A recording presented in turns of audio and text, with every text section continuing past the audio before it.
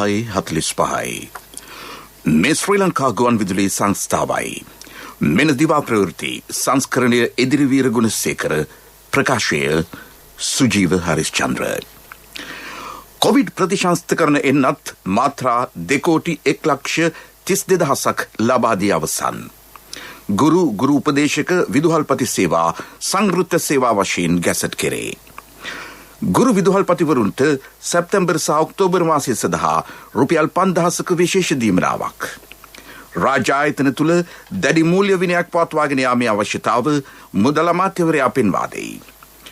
ජාත්‍යන්තර මූල්‍ය අරමුදලින් ශ්‍රී ලංකාවට ඇමරිකානු ඩොලර් මිලියන 770ක් ඊයේ මධ්‍යම රාත්‍රියේ සිට ක්‍රියාත්මක අත්‍යවශ්‍ය ආහාර ද්‍රව්‍ය සැපීමට අදාළ හදිසි රෙගුලාසි දින 10ක් ඇතුළත පාර්ලිමේන්තුවට ශ්‍රී ලංකාව සහ ඉන්දියාව අතර ද්විපාර්ශ්වීය සමාජ ආරක්ෂණ ගිවිසුමක් වසර 10කට පසු රතුදත්ත පොත සංස්කරණයට ඇෆ්ගනිස්තානයෙන් ඇමරිකානු හමුදා සම්පූර්ණයෙන් ඉවත් කරගත් බව පෙන්ටගනය නිවේදනය කරයි.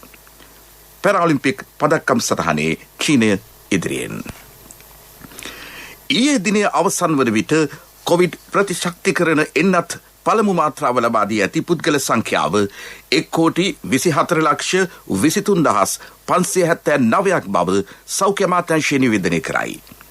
දෙවන මාත්‍රාව ලබා දී ඇති පුද්ගලයන් සංඛ්‍යාව 77,03,411කි.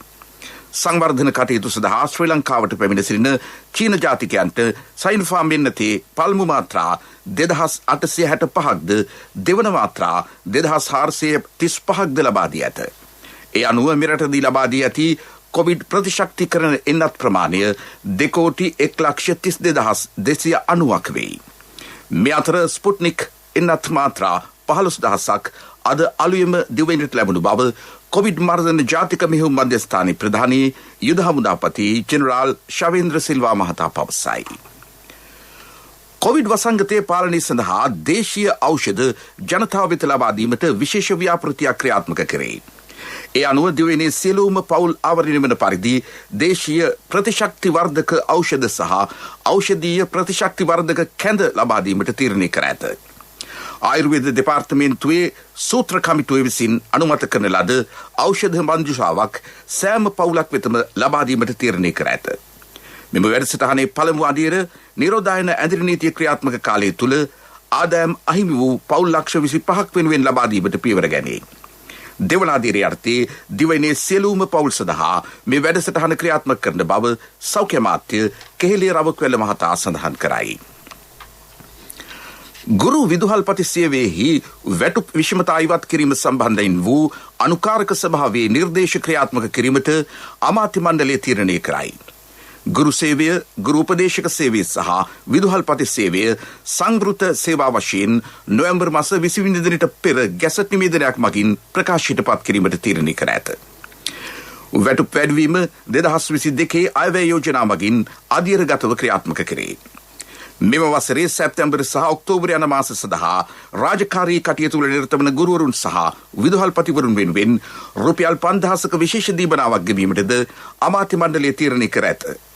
සුබෝධිනී කමිටුවේ යෝජනාද සැලකිල්ලටගෙන කැබිනට් අනු කමිටු වාර්තා ඉදිරිපත් කර ඇති බව කැබිනට් තීරණ දැනුම් දීමේ මාධ්‍ය හමුවට එක් වූ අමාත්‍ය දිනේෂ් ගුණවර්ධන මහතා සඳහන් කළේය. වසර 24ක් පුරා විවිධ පාලන කාලයන් තුල නොවිසදී පැවති ගුරු විදුහල්පතිවරුන්ගේ වැටුප් ප්‍රශ්නයට ලබා දී ඇති විසඳුම් වලට ඔවුන්ගේ සහාය හිමි වනු ඇති බවද අමාත්‍යවරයා මේදී වැඩිදුරටත් පැවසීය. ඒකේම රජයේ මුහුණ දෙන ආර්ථික ගැටලුත් ඒ ආකාරයෙන් පවතිද්දී 22 වෙනි වසර ආයවැය ලේඛනය නොවැම්බර් මාසයේ ප්‍රකාශයට පත් කරන තුරු සැප්තැම්බර් ඔක්තෝබර් මාසවල රුපියල් 5,000 දීමනාව ගුරු පරම්පරාවට ලබා දීමටද තීරණය කර තිබෙනවා. සෑම විදුහලකම සෑම ගුරුවරයෙක්ගේ රාජකාරියන් අපේ රටේ දරු පරම්පරාවගේ අනාගතය වෙනුවෙන් ඉටු කිරීමේ කාර්ය බාධාවක් නැතුව ක්‍රියාත්මක කරයි කියලා රාජ්‍ය හා අධ්‍යාපන අමාත්‍යාංශය බලාපොරොත්තු ක්ෂමතාවයන් ඉවත් කිරීම සඳහා දීර්ඝ කාලයක් විවිධ පාලන තන්ත්‍රයන් තුල ගමන් කළද ඒට ස්ථීර විසඳුමක් ඇති කිරීම සඳහා එළිගත්තා වූ මේ ප්‍රතිපත්තිය ඉදිරි අවුරුදු 4 ගත වීමට පෙර ආතුව කොටස් වශයෙන් ක්‍රියාත්මක කොට නිම කිරීමේ කාර්යයට ප්‍රකාශයට පත් කරන්න පුළුවන්කම ඊයේ කැබිනට් මණ්ඩලයේ විසින් ගත් තීරණවල වැදගත්ම තීරණය. එම තීරණය ක්‍රියාත්මක කිරීමට අවශ්‍ය මූල්‍ය ප්‍රතිපාදන මුදල් අමාත්‍යාංශය විසින් ලබා දීමේ කාර්ය සඳහා කටයුතු කිරීම මේ අවස්ථාවේ විශේෂ කාරණාවක් බව සඳහන් කරන්නට කැමැතියි. රාජ්‍ය ආයතන තුළ දැඩි මූල්‍ය විනයක් පවත්වාගෙන යාම අත්‍යවශ්‍ය බවට මුදල් අමාත්‍ය බැසිල් රාජපක්ෂ මහතා අමාත්‍ය මණ්ඩලයේදී ප්‍රකාශ කළ බව අමාත්‍ය රමේෂ් පතිරණ මහතා අද පැවති අමාත්‍ය මණ්ඩල තීරණ දැනුම් දීමේ ප්‍රවෘත්ති සාකච්ඡාවේදී පැවසිය. ක්‍රියාත්මක කළ නොහැකි යෝජනා සම්බන්ධයෙන් අවධානයක් යොමු නොකළ යුතුය. අනවශ්‍ය දීමනා නතර කර දැඩි මූල්‍ය පාලනයක් රට තුළ සිදු කළ යුතු බව අමාත්‍ය රමේෂ් පතිරණ මහතා මෙහිදී වැඩිදුරටත් පෙන්වා දුන්නේය. නිරෝධායන නීතිය ඇඳිරින්තිය දීර්ඝ කිරීමට හෝ අවසන් කිරීම සම්බන්ධයෙන් අමාත්‍ය මණ්ඩලයේදී සාකච්ඡා නොවූ බවද අමාත්‍යවරයා කීවේය. ජාත්‍යන්තර මූල්‍ය අරමුදල සම්බන්ධයෙන් කටයුතු කිරීමට අදාළව අවසන් තීන්දුවක් මෙතෙක් ගෙන නොමැති බවද හෙතෙම පැවසිය. වැඩිදුරටත් අදහස් දක්වන රමේෂ් පතිරණ අමාත්‍යවරයා. පවතින මූල්‍ය තත්ත්වය සැලකිල්ලට අරගෙන ක්‍රියාත්මක කිරීමට නොහැකි යෝජනාවන් පිළිබඳව සැලකිල්ලක් දක්වන ලෙසත් ඒ වගේම දැනටමත් අමාත්‍යාංශ හා දෙපාර්තමේන්තු සතුව කළමනාකරණය කරගත වියදම් කළමනාකරණය කරගෙන දැඩි මූල්‍ය විනයක් පවත්වාගෙන යන ලෙසත් ගරු මුදල් අමාත්‍ය බැසිල් රාජපක්ෂ මැතිතුමා කැබිනට් මණ්ඩලයට දැනුම් දුන්නා. ඒක පවතින තත්ත්වය යටතේ අපි සෑම කෙනෙක්ම කළ යුතු කටයුත්තක්. ඒ නිසා අපි සෑම කෙනෙක්ම දන්නා කාරණයක් රට මූල්‍යමය වශයෙන් අපහසු කාල සීමාවක් පසු කරන බව. ඒ සම්බන්ධයෙන් දැනුවත් කිරීම සහ ඒ සම්බන්ධයෙන් වැඩිමනත් අවධානයක් යොමු කොට හොඳ මූල්‍ය විනයක් පවත්වාගෙන යන ලෙස තමයි එහිදී ප්‍රධාන කාරණයට අපි සඳහන් කරන්න තියෙන්නේ. ඒ කටයුත්ත අපි අනිවාර්යයෙන්ම කළ යුතුව තිබෙනවා. මේ ප්‍රවෘත්ති ශ්‍රී ලංකා ගුවන් විදුලි සංස්ථාවෙන් ජාත්‍යන්තර මූල්‍ය අරමුදලින් ලැබිය යුතු ඇමරිකානු ඩොලර් මිලියන 770කට ආසන්න මුදලක් ශ්‍රී ලංකා මහා බැංකුව වෙත ලැබී ඇතැයි රාජ්‍ය අමාත්‍ය අජිත් නිවාඩ් කබ්‍රාල් මහතා පවසයි. ඒ සම්බන්ධයෙන් ජාතික ගුවන් විදුලියට විශේෂ ප්‍රකාශයක් කරන රාජ්‍ය අමාත්‍යවරයා ජාත්‍යන්තර මූල්‍ය අරමුදලෙන් සෑම රටකටම ලැබෙන ආකාරයට ස්පෙෂල් ඩ්‍රොයිං රයිට් කියලා එකක් තියෙනවා. ඒ තමයි විශේෂිත අයිතිවාසිකමක් හැම රටකටම ලැබෙන. ඒක අපේ කොටස අපේ රටට ලැබෙන කොටස ස්පෙෂල් ඩ්‍රොයිං රයිට් 554ක්. ඒකේ ඩොලර් වලට පරිවර්තනය කරලා ඒ මුදල ඇමරිකානු ඩොලර් මිලියන 770ක් කියලා තමයි මුලින්ම කිව්වේ. මම හිතන්නේ ඒකට ඉතාමත්ම කිට්ටු මුදලක් ලැබිලා තියෙනවා කියලා තමයි මට මහා බැංකුවෙන් ලැබිලා තියෙන තොරතුරු අනුව ලැබිලා තියෙන්නේ. මහජන ආරක්ෂක ආඥා පනතේ දෙවන වගන්තිය පැවරී ඇති බලතල ප්‍රකාරව ඊයේ මධ්‍යම රාත්‍රියේ සිට ජනාධිපතිතුමා විසින් ප්‍රකාශයට පත් කරන ලද අත්‍යවශ්‍ය ආහාර සැපීමට අදාළ හදිසි නීති රෙගුලාසි දින 10ක් ඇතුළත පාර්ලිමේන්තුවට ඉදිරිපත් කළ යුතු බව ජනාධිපති නීතිඥ යූ.ආර්. ද සිල්වා මහතා පවසයි. ඒ සම්බන්ධයෙන් වැඩිදුරටත් අදහස් දක්වන යූ.ආර්. ද සිල්වා මහතා මෙහිදී සාමාන්‍ය නීති තත්ත්වයේ යටතේ තිබෙන වරප්‍රසාද ඒ අදාළ අයට ලැබෙන්නේ නැහැ. මේ වගේ වෙලාවක තුමා බලය පවරනවා විශේෂ සේවා තත්ත්වයක් යටතේ අත්‍යවශ්‍ය සේවා කොමසාරිස් ජෙනරාල් වරේ මේ අනුව පත් කරලා තියෙනවා. මේදී වර්ධව වටහාගත යුතු වන්නේ නැහැ. මේ පිළිබඳව තිබෙන ඇඳිරි නීති තත්ත්වයේ යටතේ කරන ලද නෙමෙයි මේක මෙම අත්‍යවශ්‍ය ආහාර සැපයීම සම්බන්ධව කටයුතු කිරීමට මහජන ආරක්ෂක ආඥා පනතේ ප්‍රතිපාදන දෙවෙනි වගන්තියේ යටතේ එහි තිබෙන දෙවන කොටසේ තිබෙන මෙම ප්‍රතිපාදන යටතේ තමයි ජනාධිපතිතුමා ක්‍රියා කරලා 8 වෙනි මාසේ 30 වෙනි දිනට ගැසට් පත්‍රය නිකුත් කරලා තියෙනවා. ඒතර මේ ඊට පසුව පාර්ලිමේන්තුවට ඉදිරිපත් කරනවා ඇති. දින 10ක් ඇතුළත ඒක සිදු කරනවා ඇති.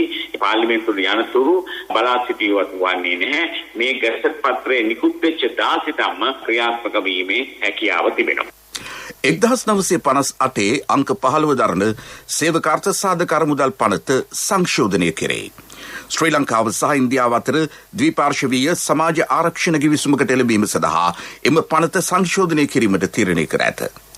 ඉන්දියාවේ සේවය කරන ශ්‍රී ලාංකිකයන් ඉන්දියාවේ සමාජ ආරක්ෂණ අරමුදලට දායක වීම අවශ්‍යතාවයෙන් නිදහස් වීම සහ ශ්‍රී ලංකාවේ සේවය කරන ඉන්දිය ජාතිකයන් මෙරට සේවකාර්ථ සාධක අරමුදලට දායක වීම අවශ්‍යතාවයෙන් නිදහස් වීම අරමුණු කර ගනිමින් මෙම සංශෝධනය සිදු කෙරේ. වසර 10කට පසු රතුදත්ත පුත සංස්කරණය කර තිබේ. ශ්‍රී ලංකාවේ වඳවී යන සහ වඳවීමේ තර්ජනයට ලක්ව ඇති සතුන් සහ ශාක සම්බන්ධව වසර 5කට වරක් සැකසෙන මෙම රතුදත්ත පුත සංස්කරණය කිරීම විවිධ හේතු මත ප්‍රමාද වී තිබුණි. පරිසර අමාත්‍ය මහින්ද අමරවීර මහතා ලබා දුන් නියෝගයකට අනුව එම පොත සංස්කරණය කිරීම කඩිනම් වූ බව එම අමාත්‍යාංශය සඳහන් කරයි. පරිසර අමාත්‍යාංශයේ ජෛව විවිධත්ව ඒකකය රතු දත්ත පොත සංස්කරණය කර ඇත. එලි දැක්වීම ලබන සිකුරාදා සිදු කෙරේ. ශ්‍රී ලංකා පැරාලිම්පික් සංගමයේ තිබූ කැපවීම හේතුවෙන් ශ්‍රී ලංකාවට රන් පදක්කමක් දිනා ගැනීමට හැකි වූ බව අමාත්‍ය නාමල් රාජපක්ෂ මහතා පවසයි. ජාතික ගුවන්විදුලියේ දස දෙසින් 7 වැඩසටහනට අද පෙරවරු එක්වෙමින් හිතෙම මේ බව සඳහන් කළේය. විශේෂයෙන්ම අපි රටක් ජාතියක් විදිහට සතුටු වෙන්න ඕනේ කාරණයක්. ඒකෙදී ප්‍රථම වශයෙන් මම අමාත්‍යවරයා විදිහට සහ ක්‍රීඩකයෙක් විදිහට සඳහන් කරන්න ඕනේ ඒ ක්‍රීඩකයාගේ පුහුණුකරුවගේ සහ පැරාලිම්පික් සංගමයේ තිබිච්ච සැලැස්ම සහ ඒ කැපවීම. සම්පදක්කමක් දිනන්න නම් අර අපි කියන්නේ එක්ස්ට්‍රා ඕඩිනරි ඇත්ලීට් කෙනෙක් වෙන්න ඕනේ කියලා. සාමාන්‍ය ක්‍රීඩකයන්ගෙන් ඔබට ගියපු ක්‍රීඩකයෙක් හෝ ක්‍රීඩිකාවක් බවට පත් වෙන්න ඕනේ. හැබැයි ඒක මේ එක රැයකින් එක සතියකින් එක මාසයකින් වෙන කාරණයක් නෙවෙයි. තමන්ගේ මානසික සහ කායික ශක්තිය පුහුණු වීම දිගු කාලීන සැලැස්මක් එක්ක ඉදිරියට රැගෙන ඒමක්. ඉතින් මම දැකපු දේ තමයි මේ ක්‍රීඩකයා සහ විශේෂයෙන්ම පැරාලිම්පික් සංගමය අන්න ඒ දිගු කාලීන කමිට්මන්ට් එක ඒ කැපවීම මේ ජයග්‍රහණ සඳහා තියෙනවා. ඉතින් මම හිතන්නේ ඒකේ ප්‍රතිඵලය තමයි අද මේ තරුණ ක්‍රීඩකයා ඉතාමත් ලංකාව ලෝකේ රනින් බබලවන්න හැකිතැන්ට රැගෙන එන්න අවස්ථාව ලැබුණේ. රන් පදක්කම්ලාභී දිනේෂ් ප්‍රියන්ත හේරත්ගේ කැපවීම අනිකුත් ක්‍රීඩකයන්ටද ආදර්ශයක් බව වැඩසටහනට එක් වූ යුද හමුදාපති ජෙනරාල් ශවේන්ද්‍ර සිල්වා මහතා සඳහන් කළේය. ඔහු තරගාවලියට පෙර සිටම ජයග්‍රහණය ලබාගත හැකි මට්ටමක සූදානමින් පසු බව පවසන යුද හමුදාපතිවරයා. විශේෂයෙන්ම එතුමට අපේ විරෝධා රණවිරුවට මම සුබ පැතුවා එම ජයග්‍රහණය කළ මොහොතේම ඉතාමත්ම සන්තෝෂයි. අපි දැනගෙන හිටියා මෙම රණවිරුව අනිවාර්යයෙන්ම මෙම රන් පදක්කම දිනනවා කියලා. ඊට හේතුව මොහුගේ හෙල්ල විසිකිරීම සමැදිව පසුගිය කාල පරිච්ඡේදයේදීම ඔහු කරපු දක්ෂතාවයන් හෙල්ල විසිකිරීමේදී ලබාගත් දුර ලෝකයේ අනෙකුත් ක්‍රීඩකයන්ට වැඩි ඉදිරියෙන් හිටපු අපි දැනගෙන හිටියා. නිරෝධායන ඇඳරි නීතිය උල්ලංඝනය කිරීම සහ නිරෝධායන නීති කඩ කිරීම සම්බන්ධයෙන් පුද්ගලයන් 60085 දෙනෙක් අත්අඩංගුවට බව පොලිස් මුලස්ථානයේ සඳහන් කරයි. අද උදෑසන 6 අවසන් වූ පැය 24 තුළ අත්අඩංගුවට ගෙන ඇති පුද්ගලයන් සංඛ්‍යාව 498කි. වාහන 42ක්ද පොලිස් භාරයට ගෙන තිබේ. නිරෝධායන ඇඳරි නීති උල්ලංඝනය කරන පුද්ගලයන් අත්අඩංගුවට ගැනීමේ වැඩපිළිවෙල අඛණ්ඩව ක්‍රියාත්මක බව පොලිස් මුලස්ථානය වැඩිදුරටත් පවසයි. හෙරොයින් මත්ද්‍රව්‍ය කිලෝග්‍රෑම් 290කට අධික තුගයක් නාවික හමුදා භාරයට ගෙන තිබේ. ඒ වටිනාකම රුපියල් මිලියන 2321කි. ගැඹුරු මුහුදේ සිදු කළ සෝදිසි මෙහෙයුමකදී මුහුදු මාර්ගයෙන් මෙරටට රැගෙනීමට උත්සාහ කළ එම හෙරොයින් තොගය නාවික හමුදා භාරයට ගෙන ඇත. සැකකරුවන් 5 දෙනෙක්ද අත්අඩංගුවට ගෙන තිබේ. ශ්‍රී ලංකා නාවික හමුදා බුද්ධ්‍යංශය අනිකුත් බුද්ධ්‍යංශ සමග එක්ව සිදු කළ ඒකාබද්ධ බුද්ධි මෙහෙයුමකදී ලද තොරතුරු මත මෙම විශේෂ සෝදිසි මෙහෙයුම ක්‍රියාත්මක කරේය. මාර්ගගත ක්‍රමවේද අනුගමනය කරමින් බිල්පත් ගෙවීමට කටයුතු කරන ලෙස ජාතික ජල සම්පාදන හා ජලාපවාහන මණ්ඩලය ජනතාවගෙන් ඉල්ලා සිටී. පවතින COVID-19 වසංගත තත්ත්වය අනුව අත්‍යවශ්‍ය සේවාවක් ලෙස ජල සම්පාදන කටයුතු අඛණ්ඩව පවත්වාගෙන යාමට සිදු කෙරේ. විවිධ දුෂ්කරතා මැද හදිසි නඩත්තු කටයුතු සිදු කරමින් සිය ජාතික වගකීම නොපිරිහෙලා ඉටු කිරීමට සිය කාර්ය මණ්ඩලය කැපවීමෙන් කටයුතු කරන බව විශේෂ නිවේදනයක් නිකුත් කරන එම මණ්ඩලයේ සාමාන්‍ය අධිකාරී තිලිනේස් විජේතුංග මහතා පැවසිය. පවතින තත්ත්වය තුළ පාරිභෝගිකයන්ගේ ජල බිල්පත් ගෙවීමේ කටයුතු මන්දගාමී ස්වරූපයක් පෙන්නුම් කරන බැවින් මාර්ගගත ක්‍රමය භාවිතා කරමින් අදාළ ගෙවීම් කටයුතු සිදු කරන ලෙස හෙතෙම ජනතාවගෙන් විශේෂ ඉල්ලීමක් කරයි. මීට අදාළ වැඩිදුර තොරතුරු දුරකථන අංග 0112 62 36 ඇමතීමෙන් ලබාගත හැකිය. යලි දුරකථන අංකය 0112 62 36 23. මාතර රොටුඹ සෙත්මග විහාරාධිපති මාතර අධිකරණ සංඝනායක ගම්මැදගම ඥානිස්සර ස්වාමින් වහන්සේ අපවත් වූහ. ආදාහන කටයුතු පසුව දැනුම් දෙනු ලැබේ. ප්‍රමුඛ පුවත ඔබ වෙත ගෙනෙන්නේ සෑම ගෙදරකම සිටිය යුතු වෙද මහත්මයා සිද්ධාලේප. වැන්දබු පුරුෂ සහ අනත්දරු විශ්‍රාම වැටුප් ගෙවීම සඳහා අතිරේක ප්‍රතිපාදන ලබා දීමට අමාත්‍ය මණ්ඩලය තීරණය කරයි. ඒ සඳහා මීට පෙර වෙන් කර තිබූ මුදල රුපියල් මිලියන 35500කි. එම මුදලින් වසරේ පළමු මාස 6 තුළ රුපියල් මිලියන 26367ක් වැය වී තිබුණි. ඉදිරි කාල සීමාව සඳහා අතිරේකව තවත් රුපියල් මිලියන 19,000ක ප්‍රතිපාදන අවශ්‍ය වෙයි. එම මුදල් විශ්‍රාම වැටුප් දෙපාර්තමේන්තුවට ලබා දීමට අමාත්‍ය මණ්ඩලය තීරණය කර ඇත. ප්‍රමුඛ පුවත් ඔබ වෙත ගෙන ආවේ සෑම ගෙදරකම සිටිය යුතු වෙද මහත්මයා සිද්ධාලේක. ශක්තිය හඬ අවධානය පිණිසයි. ජනතාවගේ නොසැලකිලිමත් බව හේතුවෙන් ශ්‍රී ලංකාවේ සීග්‍ර කොවිඩ් ව්‍යාප්තියක් පෙන්නුම් කරන බවට සෞඛ්‍ය බලධාරීහු පවසති.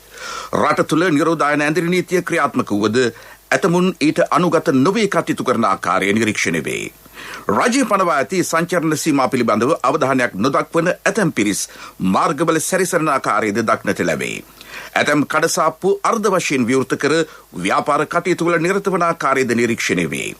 සියලු සමාජ ඒකරාශී වීම් තහනම් කර තිබුණද හොර රහසේ මංගලෝත්සව පවත්වන අවස්ථාද ඉක්ුදා වාර්තා විය. ඇතැම්හු කොවිඩ් ප්‍රතිශක්තිකරණ එන්නත ලබා ගැනීමටද මැලි වෙති.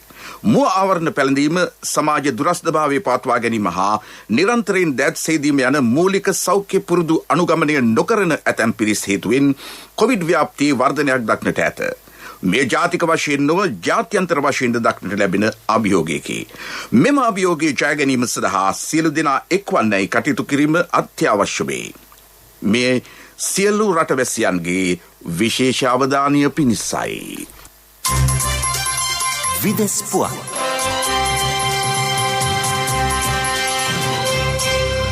ලෝපුරා සිදුව ඇති කොවිඩ් ආසාදිත මරණ සංඛ්‍යාව 45,23,984ක් දක්වා ඉහළ ගොස් තිබේ. වැඩිම මරණ සංඛ්‍යාව ඇමරිකාවෙන් වාර්තා වේ. 6,56,393ක් ලෙස එය සටහන් වේ.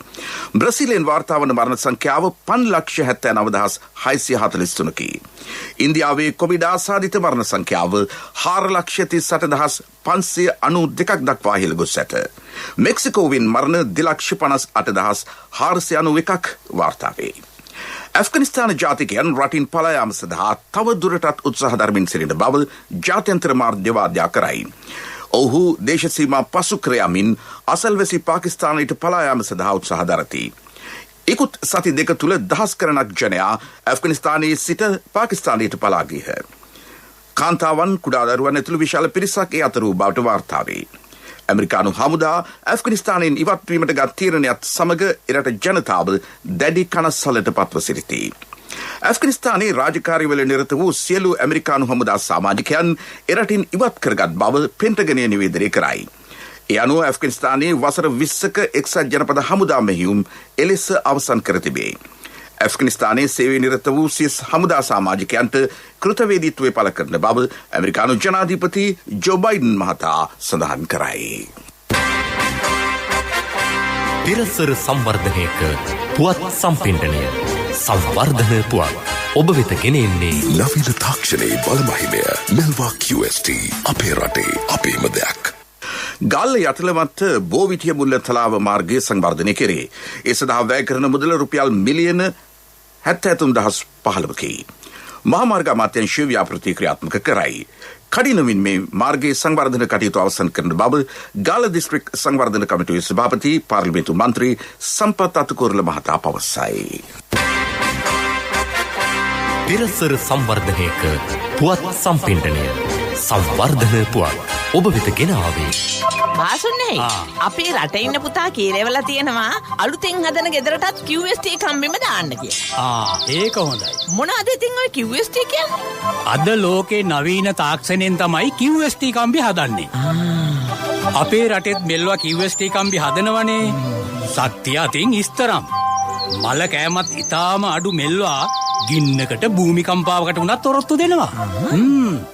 නවීන තාක්ෂණයේ බලමහිමය මෙල්වා QST අපේ රටේ අපේම දෙයක්. ක්‍රීඩා පුවත්. ජපානයේ ටෝකියෝ නුවර පැවැත්වෙන පැරාලිම්පික් තරගයේ අද පැවති මීටර් 100 දහවනේ සවුවට සහභාගී වූ කුමුදු ප්‍රියංකා ඉන් පරාජයට පත්විය. ඇයට තරගය අවසන් කිරීමට ගත වූ කාලය තත්පර 13.31කි. ඇය සහභාගී වූ පළමු තරගයේ ඇයට හිමි වූයේ 8 වෙනි ස්ථානයයි. ඒ පළමු ස්ථානය වෙනිසුලාව ක්‍රීඩිකාවක් දිනාගත් අතර දෙවන ස්ථානය දිනාගත්තේ ඇමරිකා එක්සත් ජනපදයේ නියෝජනය කළ ක්‍රීඩිකාවකි. පැරාලිම්පික් පදක්කම් සටහනින් පෙරමුණ ගැනීමට චීනය සමත් වෙයි. චීනයේ දින ඇති රන් පදක්කම් සංඛ්‍යාව 56කි. මහා බ්‍රිතාන්‍යයේ දෙවන ස්ථානයේ පසුවන්නේ රන් පදක්කම් 27ක් දිනා ගනිමිනි. රුසියානු ක්‍රීඩකයෝ රන් පදක්කම් 22ක් දිනා ගනිමින් 3 වන ස්ථානයේ පසු වෙයි. ඇමරිකා එක්සත් ජනපදයේ රන් පදක්කම් 20ක් දිනා ගනිමින් 9 වන ස්ථානයේ පසු වෙති. රන් පදක්කම් 2ක් සහ ලෝකඩ පදක්කමක් දිනාගත් ශ්‍රී ලංකාව 47 වන ස්ථානයට පත්ව ඇත. ව්‍යාපාරික පුවත් ඔබ වෙත ගෙන එන්නේ ජාතික ඉදිරි කිරීමේ බැංකුවෙන් ඔබ වෙත ගෙන එන සියල් සපිරි ඇප් එක NSB Pay. දේශීය ශාකසාර සංඝටක 21ක් සමග මුසුව නිෂ්පාදනය කළ මුව ආවරණයක් රාජ්‍ය අමාත්‍ය සුදර්ශනී ප්‍රනාන්දුපුල්ලේ මහත්මිය වෙත පිළිගන්වයි.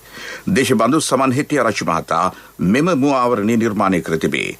නව නිර්මාණයක් ලෙස මෙම මුව ආවරණය සඳහා පේටන්ට් බලපත්‍රයක්ද හිමි වී ඇත.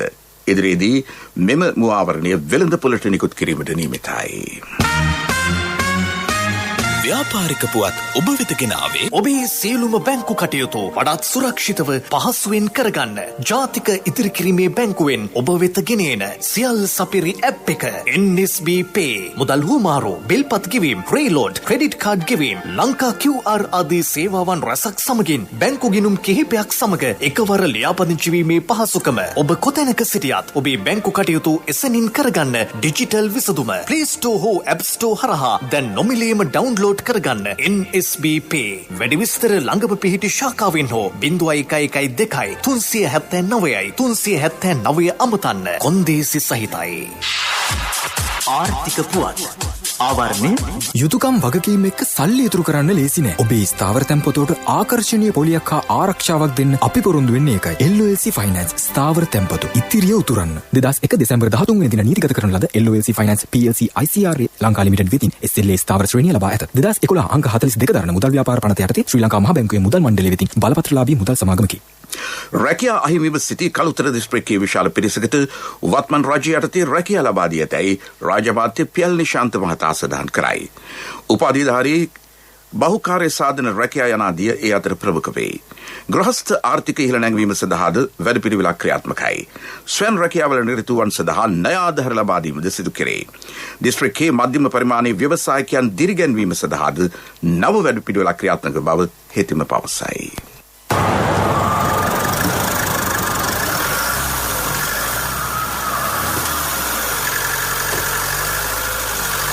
සුනිල් අයියා අලුත් ලොරියකුත් අරගෙන හරි ගියින් වගේ.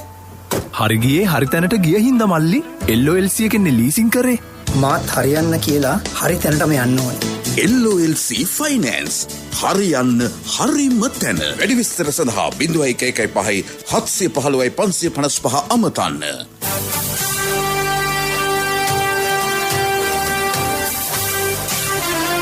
කාලගුණ වාර්තාව ඔබ වෙත ගෙන එන්නේ සයුරු දීවර කාලගුණ තොරතුරු සේවාව. ඔබගේ ප්‍රදේශයට අදාළ කාලගුණ තොරතුරු නොමිලේ එසැනින් ඔබේ ඩයලොග් දුරකථනයට 828 අමතා ලියාපදිංචි වන්න. දීවර හා ජලජ සම්පත් දෙපාර්තමේන්තුව සහ කාලගුණ විද්‍යා දෙපාර්තමේන්තුවේ ඉදිරිපත් කිරීමකි. සයුරු සමග සුරැකීම. ඉදිරි දින කීපය තුළ බස්නාහිර, සබරගමුව, මධ්‍යම සහ වයඹ පළාත්වලත් ගාල්ල සහ මාතර දිස්ත්‍රික්කවලත් වැසිවාර කීපයක් ඇතිවන බව කාලගුණ විද්‍යා දෙපාර්තමේන්තුව නිවේදනය කරනවා. සෙසු ප්‍රදේශවල ප්‍රධාන වශයෙන් වැසි රහිත කාලගුණයක් පවතින බවයි කාලගුණ විද්‍යා වාර්තාවේ සඳහන් වන්නේ.